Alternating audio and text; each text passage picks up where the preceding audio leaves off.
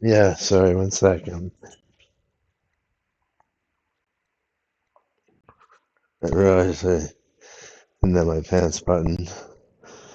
Um, oh God, I got wow, what? 7 hours of sleep again. There just hasn't been any real insomnia. I woke up and no, sorry, I woke up and took the pills and after about 3 hours and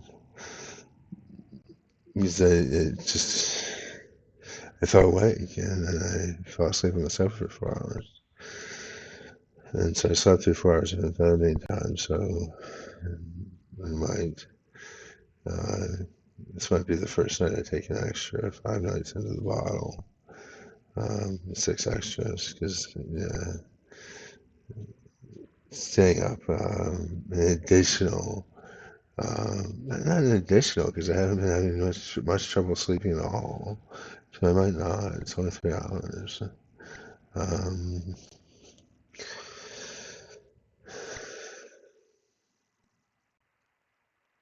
and I'm awake for an hour or two after, an hour after I should be asleep.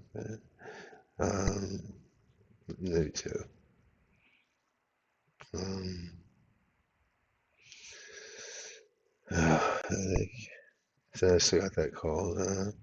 I just completely forget about it when you're schizophrenic. You can't tell.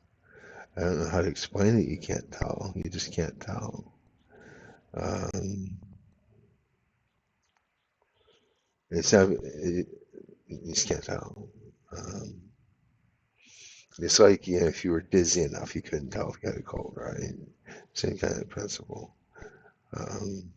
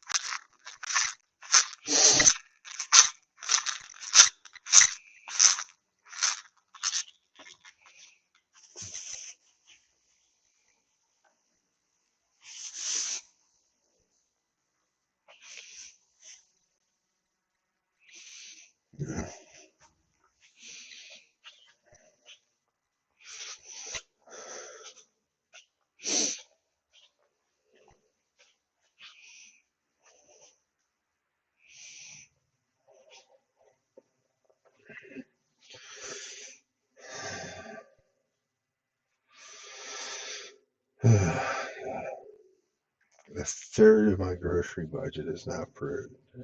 No kidding, a third of my grocery budget is now fruit. And I am still not losing weight. Um, so after um, the rain stops, I'll get out for a walk. I know I would be losing weight if I bought a 6 pound canister of dehydrated Gatorade that had 20,000 calories in it that I drank in a week and a half. So, I should be thinking still. um, uh,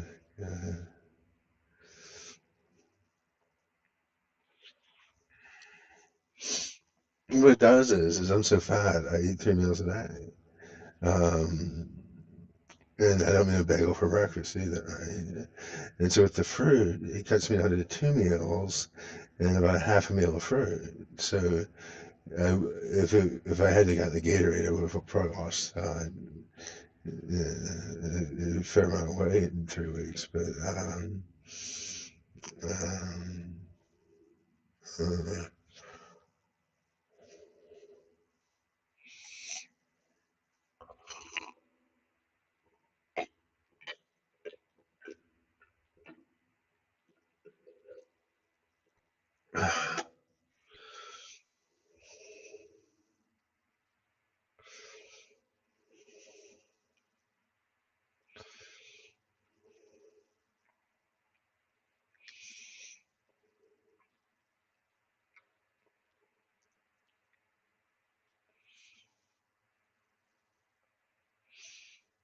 it is cold in here.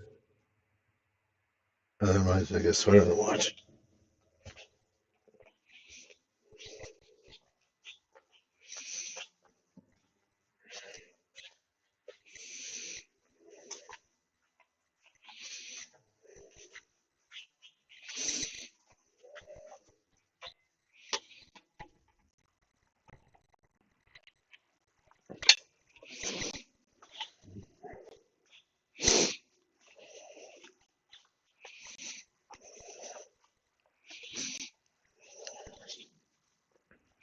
This thing is lay flat to dry. It's a damn sweater.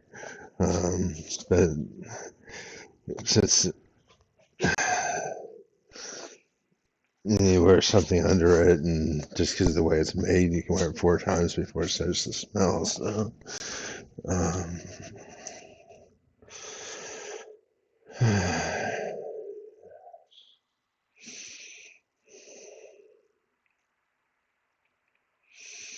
but it takes 3 days to dry.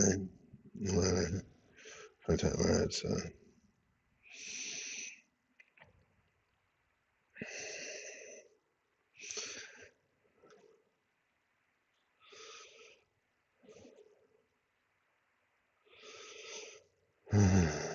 I could see that.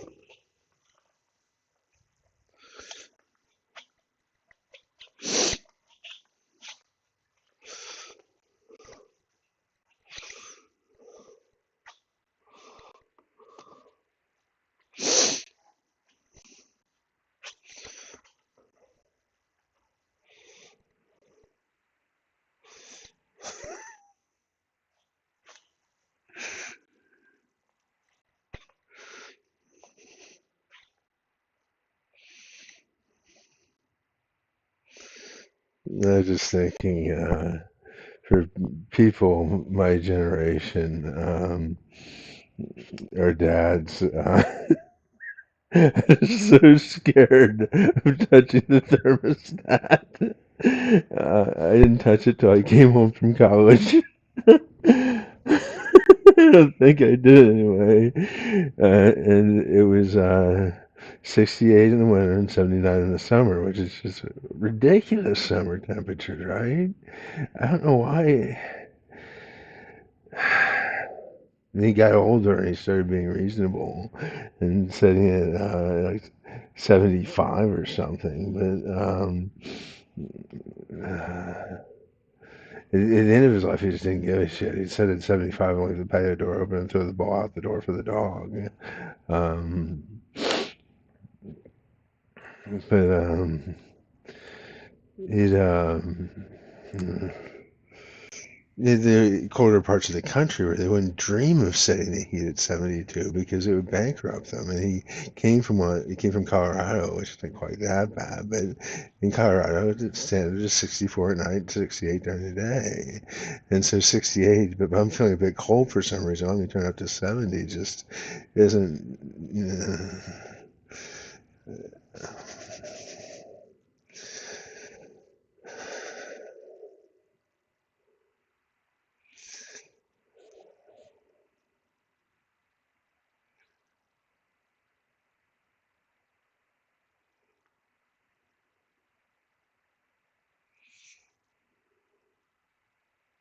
I make up for it though because I open the door and forget I turn the heat off, and since it isn't that bad here, from like noon to 10 p.m., it only cools off to 63 degrees, and sometimes I don't even notice it and turn it back on. So I don't know. Um,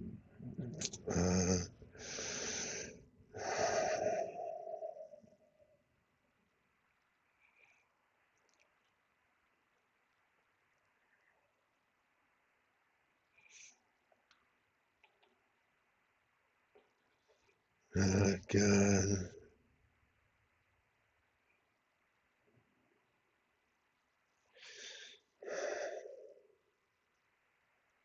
I should do something with my hair today.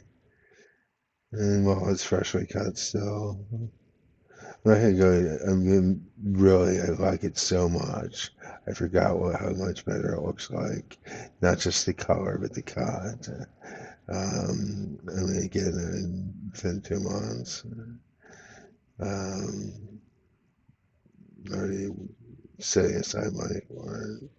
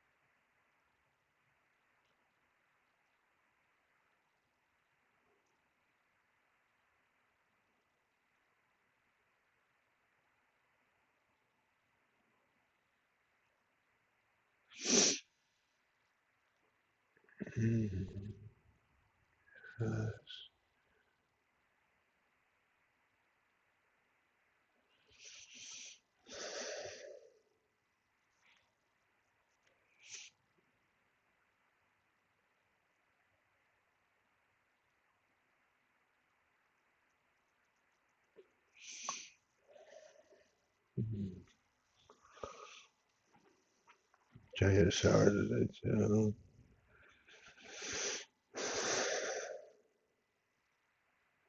It feels like a waste of a clean shirt. I gotta shower at 4 a.m. to actually to get a shower right now and find another clean shirt. Um, yeah.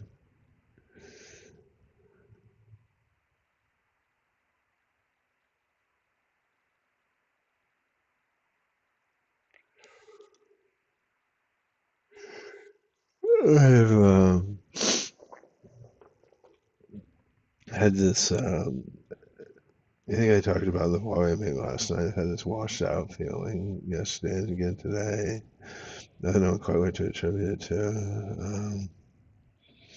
But it's kind of like a complete lack of any kind of mental spark. Um,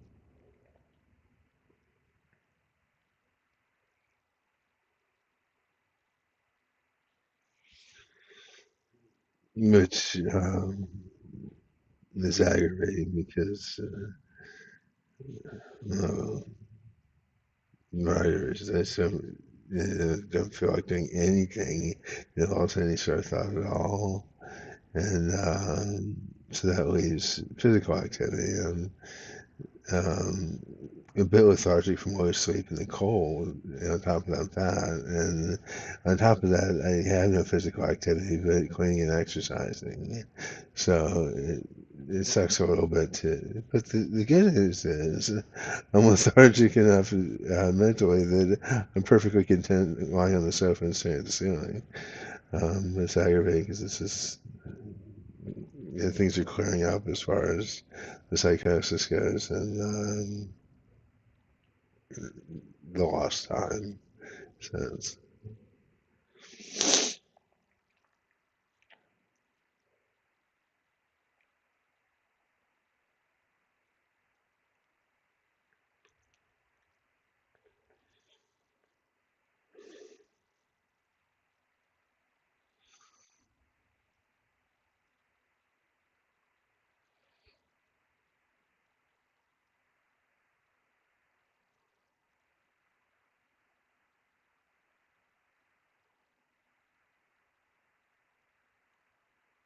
Oh shit. He's gonna call my brother today. I better do it soon if I'm going to.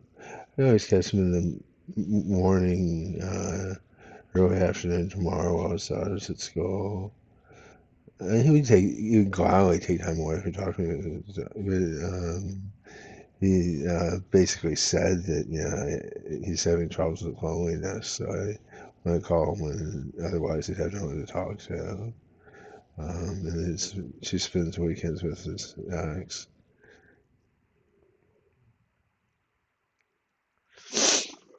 Anyway, but I wanted to get something done before I talked to him, and to kind of discuss it because he likes offering advice for me, and really it's stuff that I wouldn't think of. I'm looking for a programming job, and so try for Uber a little bit. Just to have a little extra money. And he's 100% right. It simply wouldn't have occurred to me because that's detracts from the mission of finding the programming job. And if I do, the key is it's just a little bit because if I did it half time or something, then but yeah, just 40 hours a week, quarter time, or 40 hours a month, quarter time, I'm still not doing anything with my life basically. So of course I'm gonna have plenty of energy and motivation to look for a job. Um, gosh.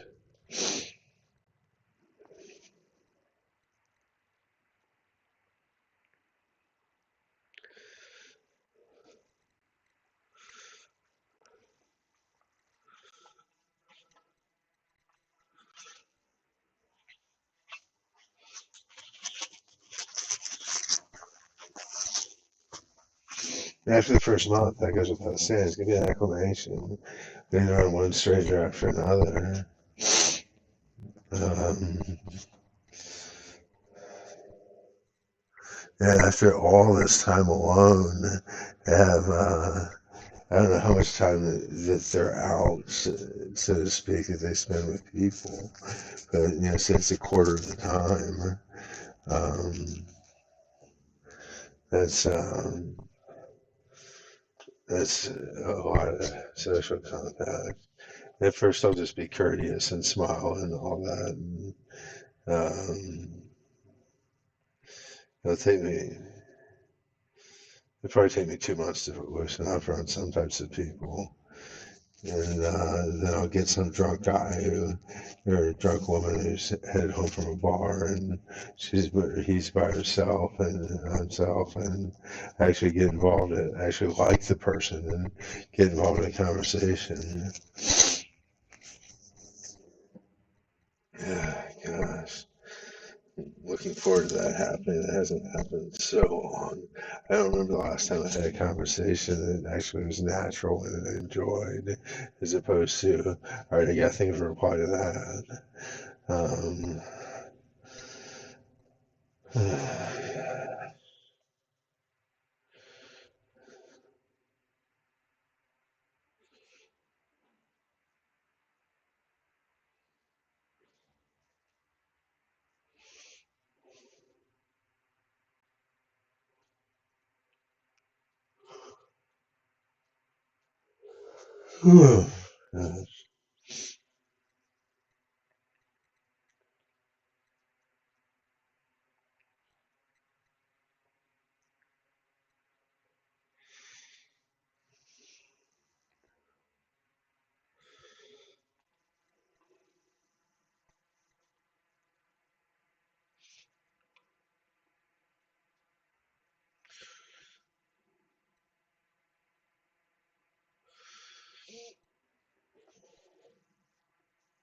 so,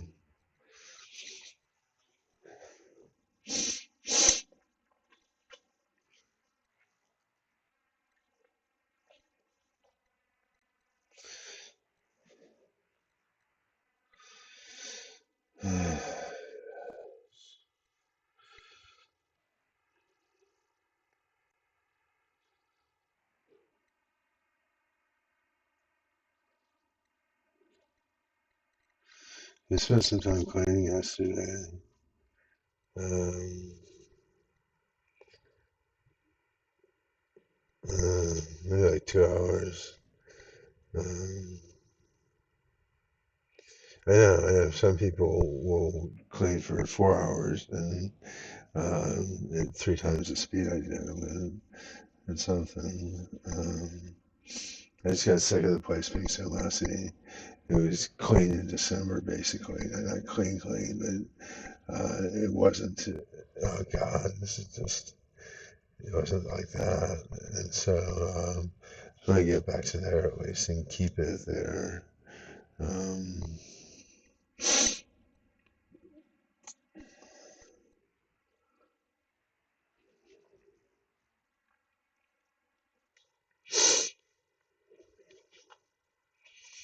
Including the upstairs bathroom, which is a little bit of a struggle to maintain the downstairs and the upstairs bathroom. Um, that is that about taxes out my maintenance cleaning. Um, and at levels of cleanliness that most people would find unacceptable at that.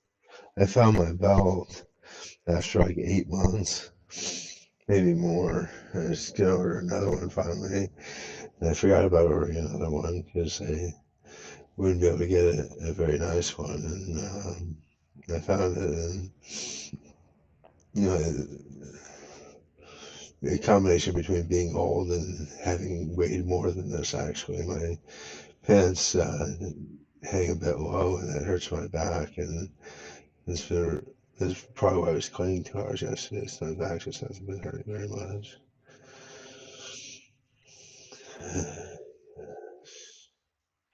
And there's an empty water bottle on the floor. And see, I'm not with it today.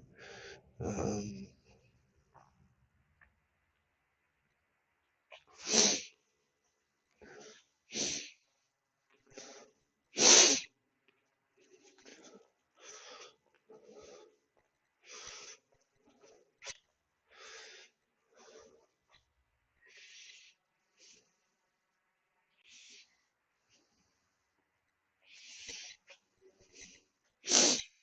um, Elaine's boyfriend, who did not get arrested twice and sent to jail without bail, he's only been arrested once. Found a woman to scare out of her goddamn mind. I thought that she was just crazy coming by and stalking me because she was be all smiles and everything. But apparently she was terrified and just making sure I was okay and didn't hate her at the moment because God knows what he said I said. And I told her last night about it. I said, listen, if they told you this, they lied to you, and here's Ted's information. And I think he called her back on Sunday already because there's not been a single person to walk by that fucking window. Excuse me, not a single person to walk by that window in the last hour. Um, of course, it's raining too, so not much.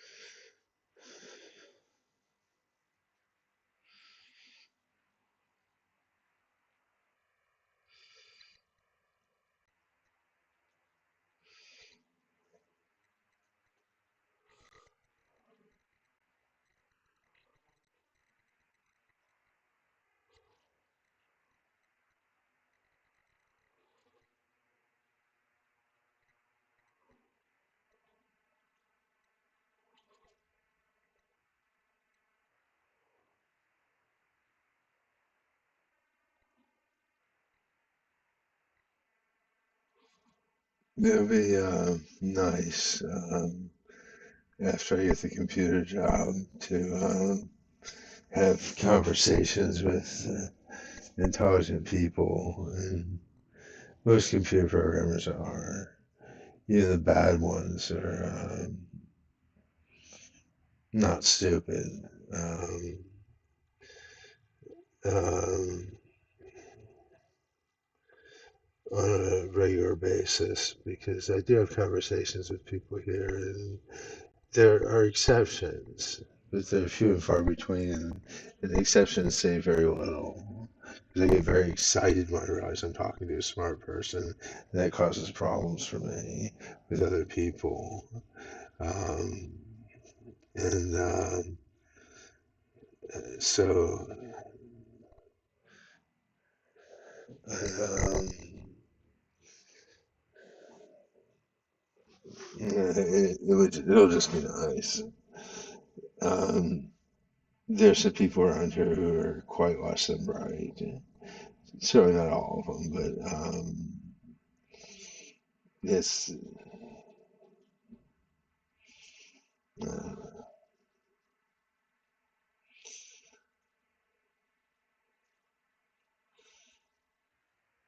it's constantly having to modify how you would ordinarily act. And when I'm friendly and cheerful and all that, I enjoy being friendly and cheerful, but the modification is still there. I don't. I imagine I've come out of it. Oh, in front of the camera again. Sorry. I imagine I've come out of it in the vlogs from time to time, but I'm doing it right now just out of reflex. Not also from being dead in the head, but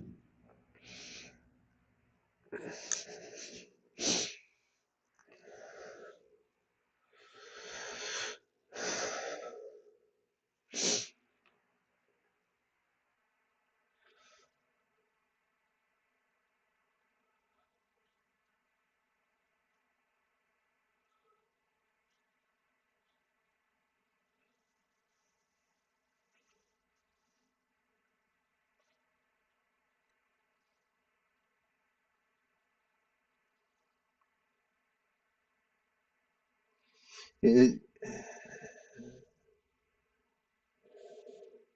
it's like if you have a job that requires any kind of specialization, like let's say you're an engineer or something, and you're on a date and somebody asks you about work. I really don't. I do enough work at work, and you wouldn't understand anyway. And it's that sort of thing, except constantly. Um, uh,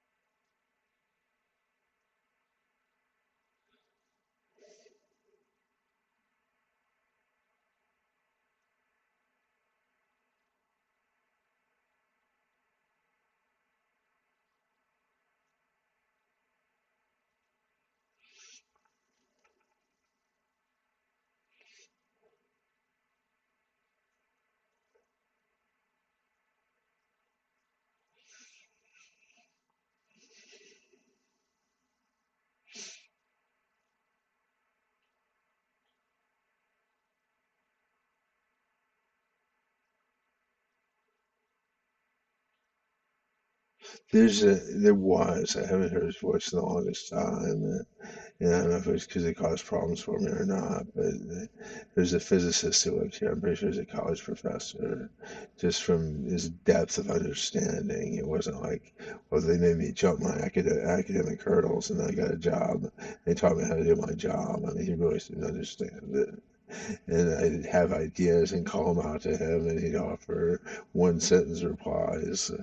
And the highlight of it was when I said, "Hey, is it possible?" Like, I opened the door all the way. "Hey, is it possible that when an electron drops down in orbit, it does so faster than light, but it doesn't travel back in time, that the information encoded into it travels back in time?" And he yells, "Give the man a cigar, he just proved Einstein." So that's probably the highlight of my cognitive career. Jesus.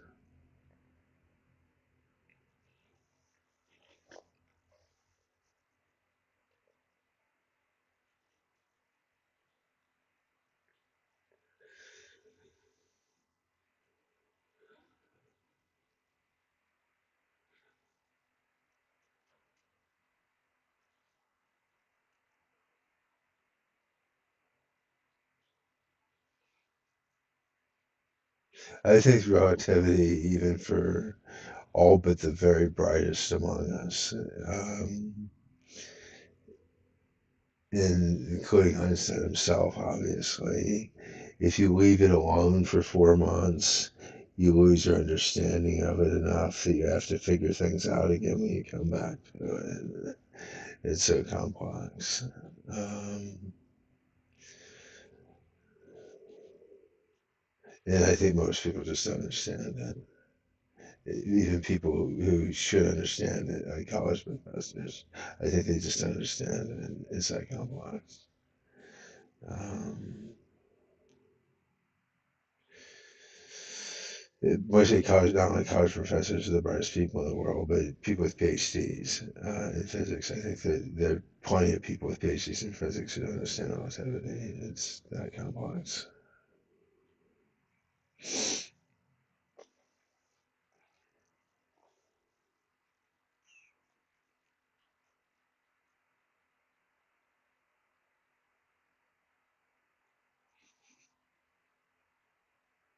And when you see those documentaries, they don't explain it.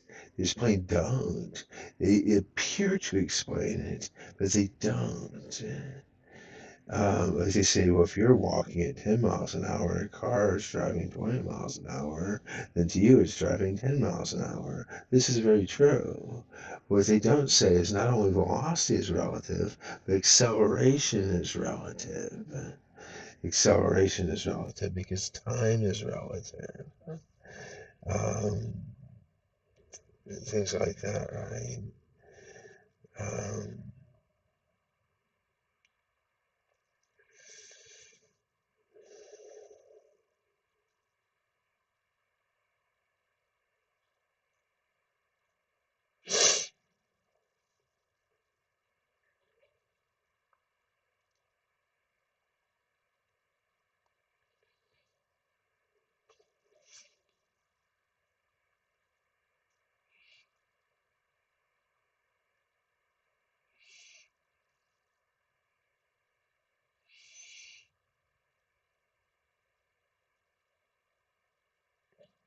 if you're ever around a physicist who really knows his stuff and want to impress him, um, say as an aside, that's like saying that everything that can be governed by the rules for our reality can exist within our reality.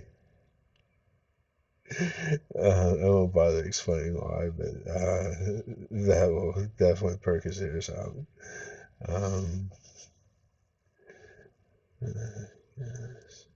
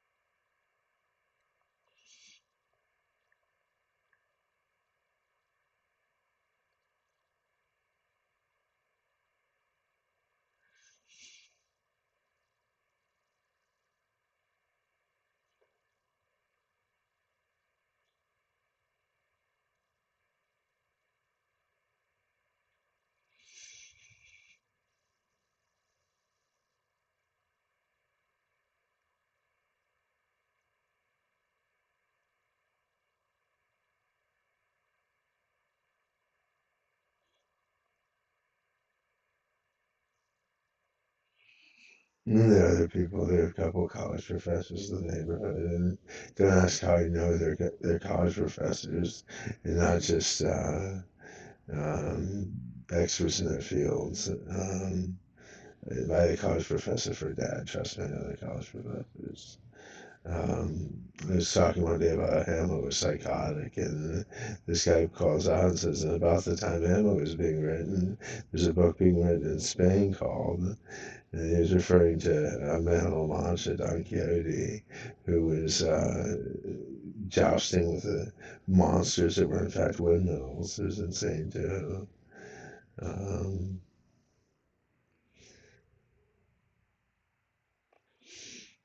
there's even somebody here who speaks Latin. Uh, Go figure, right?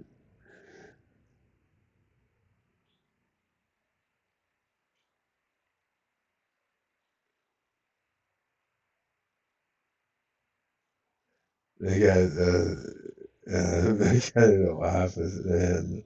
I got to laugh with the most obscene Latin you can imagine, Arumabo, which translates to "I will make you suck my dick." The joke was Arumabo, Arumator. Arumator means one who makes people suck dick. Um, anyway.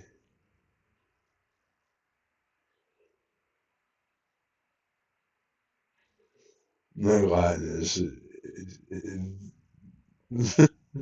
limited. Don't ask me how I know that. Um,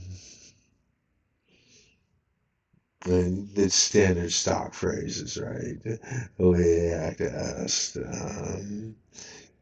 caveat emptor, quadrant demonstrandum, reductio ad absurdum. I mean, things that are used, reductio ad absurdum is a form of logical argument. Reduction to absurdity, it would be the last line of the argument. Reductio ad absurdum if it was written out. And so stuff like that, the phrases that come in, like you threw a legal phrase, habeas corpus. There we go, something like that, right? And all my Latin is on into stuff like that for the most part. And, um,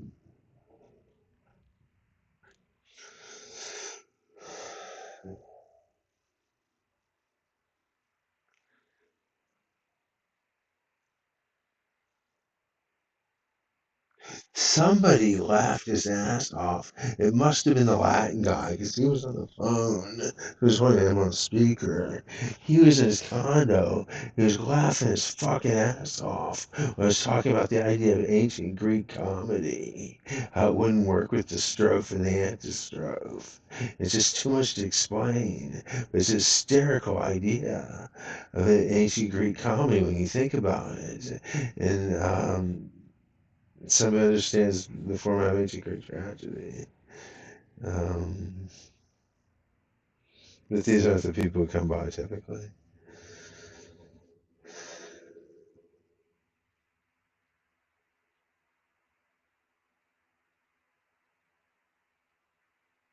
Just the psychologists. Well, there are two of them. There's a woman too. I'm holding a grudge against her, an enormous grudge at present, because I believe that she tried to talk a woman out of reporting someone to Ted. And,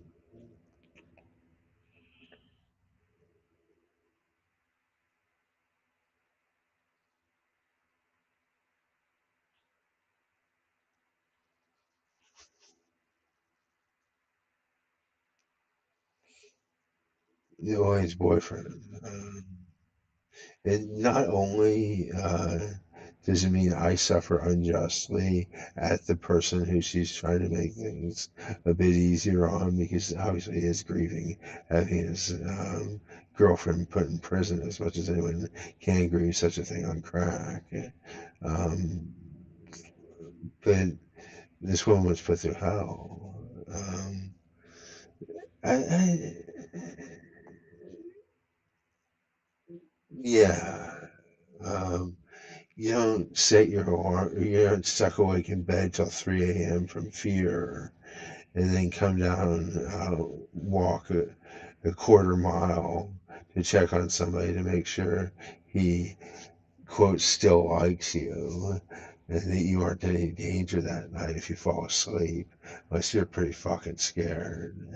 I had no idea she was scared because I was managed to charm her to some extent. And but he must have been saying that I was saying things when she wasn't around. It's all I can figure. Um, uh, I know I'll never see her again simply because she's so embarrassed.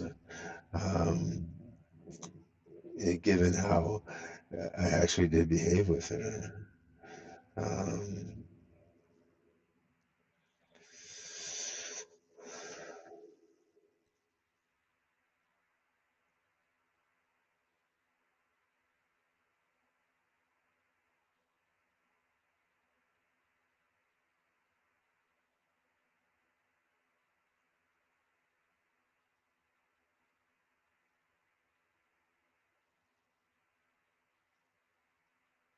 yeah, knowing woman, she promised to sleep with me now to make me okay with the whole thing. Now that I'm not obsessed with it.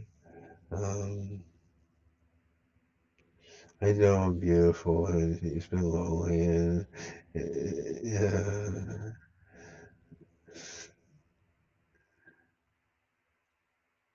just to make everything okay for an hour. Maybe. Uh,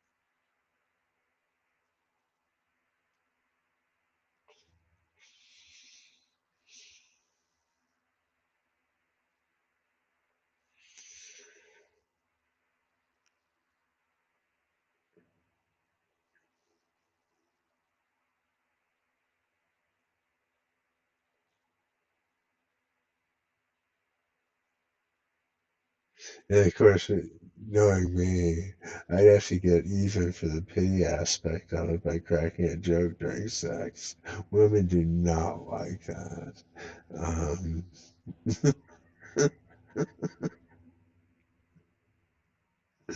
oh God. And that's on par with telling them that they look like their mom during sex. They do not like jokes. One bad. Um,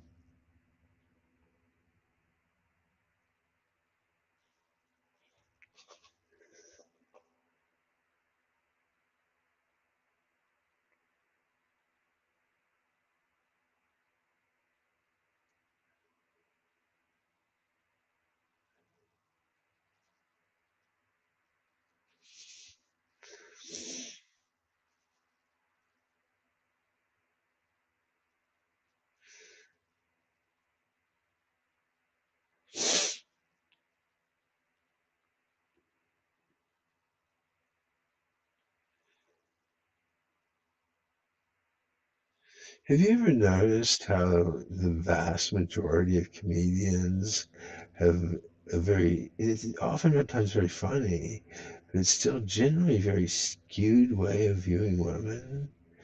Um, there are exceptions.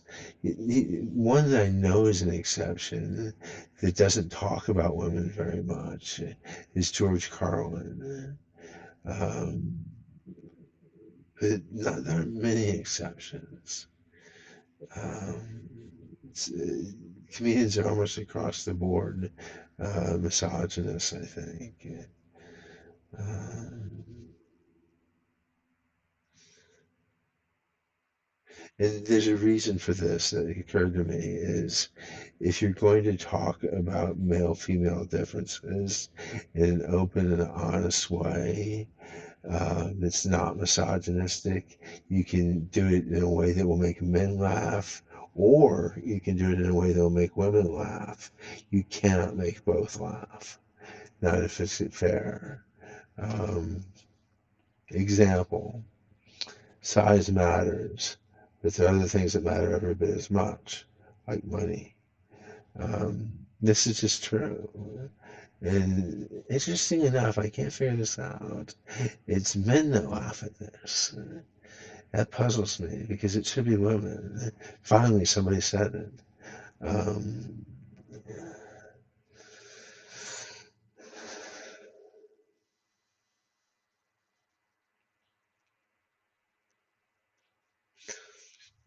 oh my God, I can't believe he actually said that. Whatever it is, but it's made me laugh at it. And of course, I might never have told it to I might never have said it to a woman when a man wasn't around. I don't know for sure. Oh God.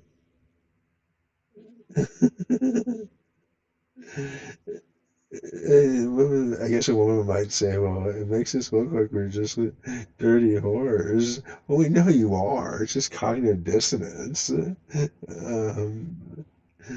whatever the correct term is. Um,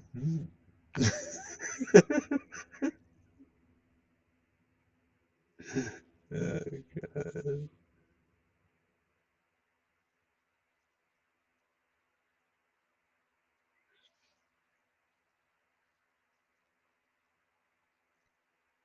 It's like that asshole eating lunch in a country club somewhere who pulls out a money clip and says, "You flash a gold money clip with $10,000 in it, they come running." And you don't want to believe he's right, but in actuality, he is. But not how he thinks he is. There's that too. Because men see the simplistic behavior, they don't see the nuance behind it. In fact, when a guy does something like that, a woman feels a surge of intense irritation slash anger at him that lasts about 3 or 4 seconds. And then she becomes literally physically aroused, literally physically turned on.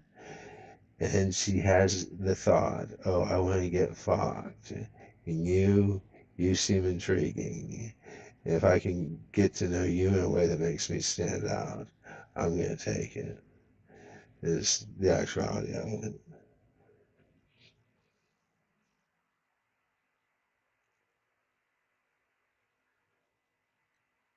And I do mean intriguing. I don't mean go buy me shit. I do mean intriguing. That's the correct word.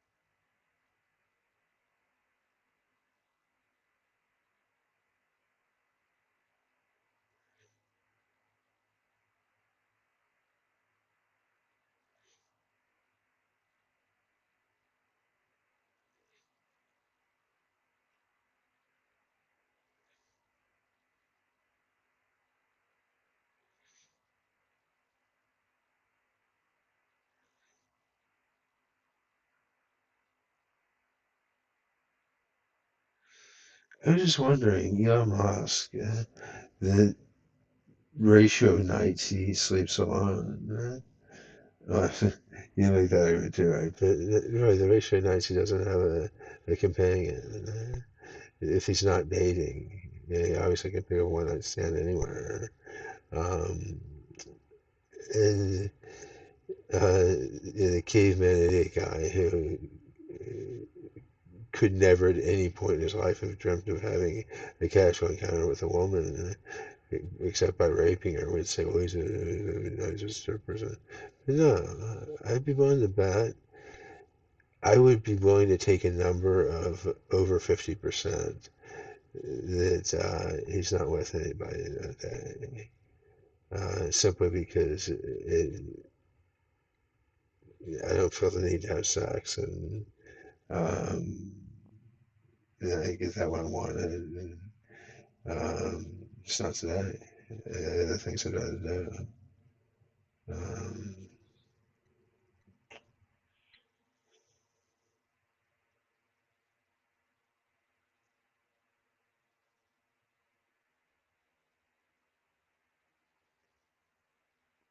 and you can say, well, what about a musician, a rapper, or what have you? And it's different because what else does he have to do? When he's not composing music or on stage or on a tour bus. His life is leisure. Elon Musk has no leisure. His leisure is work. His leisure is how he chooses to spend his day. Um, if this doesn't make sense to you, I don't know how to explain it. Um, what would be the best use for today? Is simplification when he wakes up in the morning. What would be the best use for today? Um,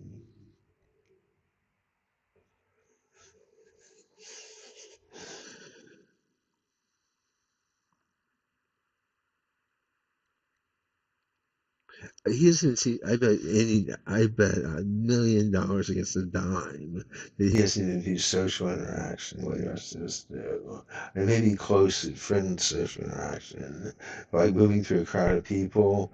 It's like, oh, that arm needs raised, kind of thing. He just adjusts things as he goes by to fix them the way he wants them, that suits his interests. Um, by saying the right thing to the right person, by ignoring the right person so somebody else notices, things like that. That is social interaction to him. It's simply another form of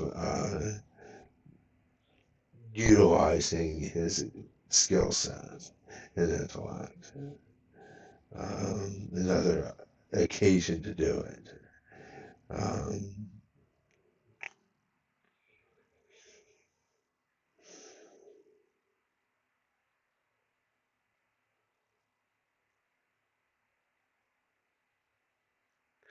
the only thing about Elon Musk that truly eats at me is something he said in an interview about artificial intelligence. He said, well, within 10 to 20 years, people will have some sort of global salary and people will be able to buy whatever they want.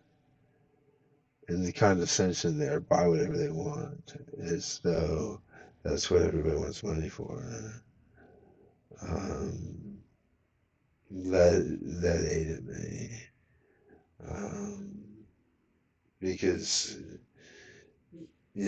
not everybody views the point of having money as ordering shit online until you fill your home up, and then buying a storage area and repeating.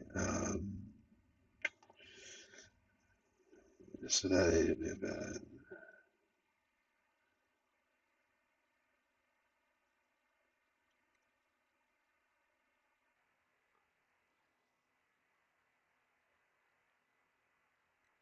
I'd be curious to know from the richest man in the world what the true uh, pleasure of having money is. I would be very interested in knowing that. Because it's not being able to buy whatever you want, I guarantee you. I don't think it's freedom either. And to me, money equates with lifestyle. And what you buy is just sort of like how you adopt affectations almost. You need a sofa, but you pick a sofa that's reflective of you and all that shit, right? So the stuff you buy are affectations. but the money it reflects the grade level of what the affectations can be. Um,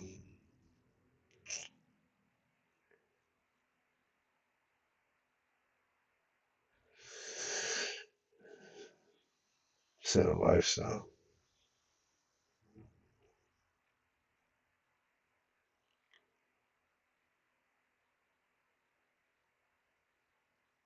Yeah,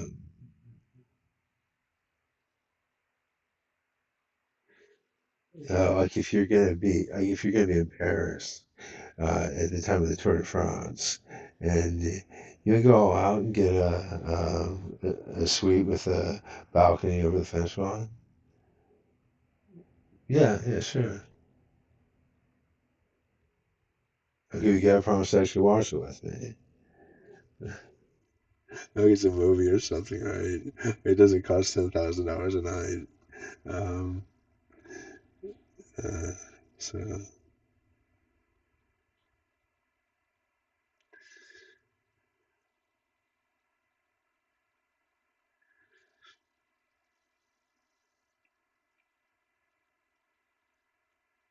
then not watching all of it, not camping out on the balcony for 6 hours to watch all the bikers come like a zoo would.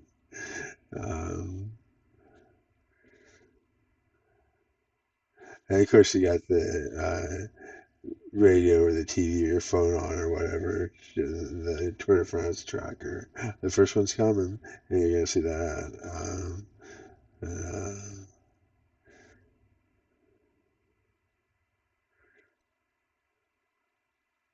and then the conversation starts. Why do you think they do it? The ones who don't win. Is it to just say I ran the Tour de France? The ones that know they have no shot.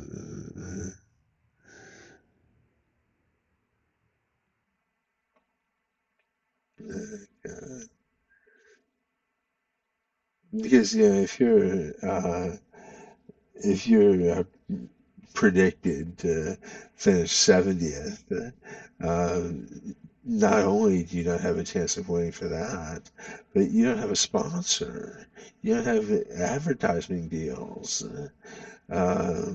And as a result, um, you don't have the time to train because you have a day job. And so you're doing it to do it because you know you have no chance of winning. Um,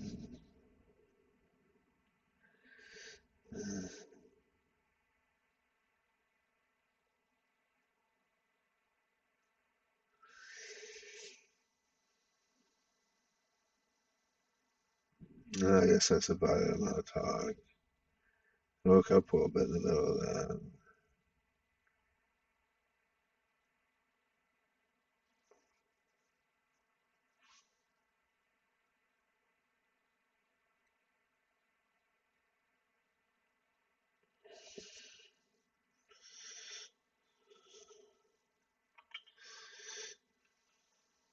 Obviously, any viewers.